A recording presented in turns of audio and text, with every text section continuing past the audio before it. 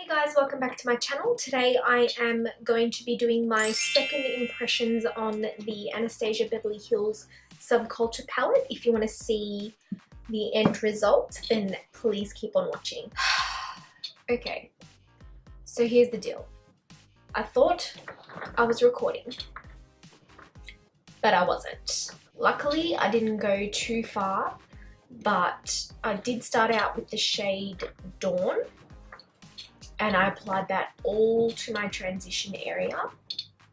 And I just did it in slow steps. I didn't just go straight in with a lot of pigment. I just did it slowly and built it up and blended it. Then the next shade I went in with was Roxy. And I once again took it in the transition area, but a little bit more in the crease. And once again just built it up slowly to the pigment that I wanted it, and blended, of course, until it was nice and seamless.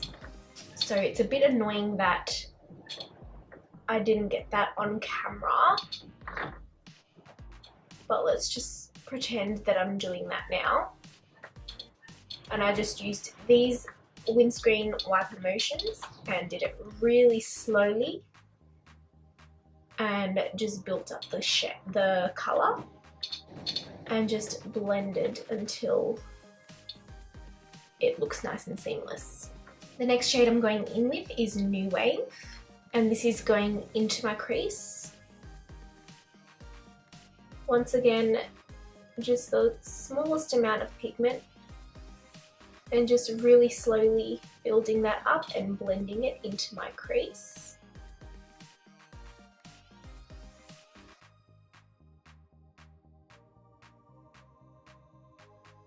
Adding a bit more colour to my brush, tapping off the excess, going back in. So these are all quite orange shades. I thought I'd try out the lighter shades, seeing as I tried out the dark shade last time. And the light shades are definitely way more easier to work with than the dark shades are. They still have a bit of complication to it, but not as much as the dark shades. So the next shade I took was Fudge. Now, because this is a darker shade, sorry, my phone's going off in the background. Because this is a darker shade, you want to work super slowly with this. Tap off any excess. Just start in the outer corner in really slow dabbing motions. So I'm just dabbing away into the outer corner, and then I'm taking it into my crease.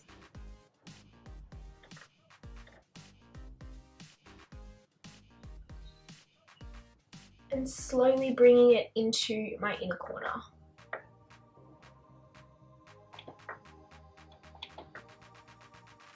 And I do go back and forth with the shades to re-intensify or reapply shades, because when you blend you kind of tend to lose a bit of the pigment.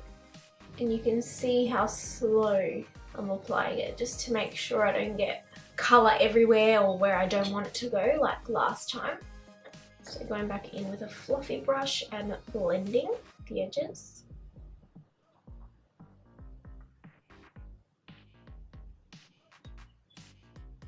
I actually might take some of the shade Roxy to blend the edges.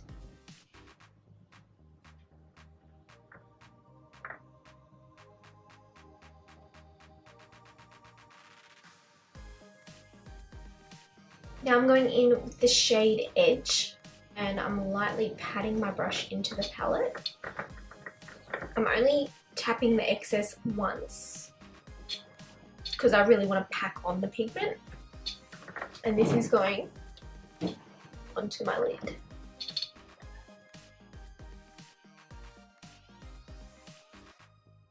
I love this shade so much. It's probably my favourite shade out of the whole palette. Okay, now I'm going in with a smaller pencil brush and dipping back into the shade Edge and just applying more of that shade to the inner corner so that we can create like that halo eye.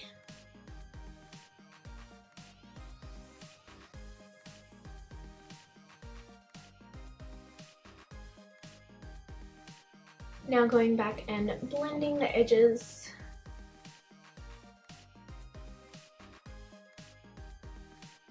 I'm going to go in with some of my Inglot gel liner in the number 77.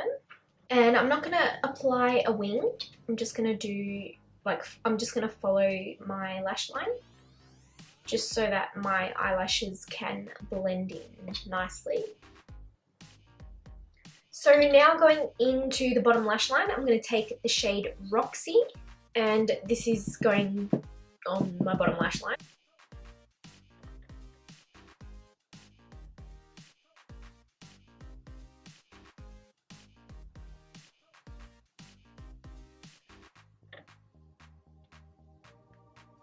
I can just see all the fallout here. Hopefully it doesn't ruin my base, otherwise I think I'll cry. So what I'm doing, I'm taking this quite low because I like my bottom lash line to be low. And I'm just joining it to the outer part of my eye, just to close that area up. Like that. Same thing on the other eye.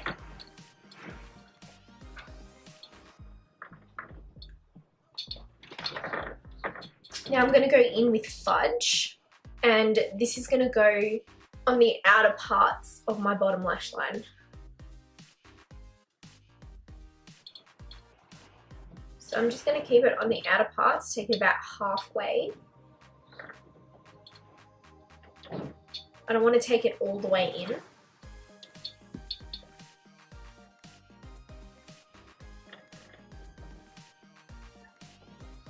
Then I'm just going to blend those shades together.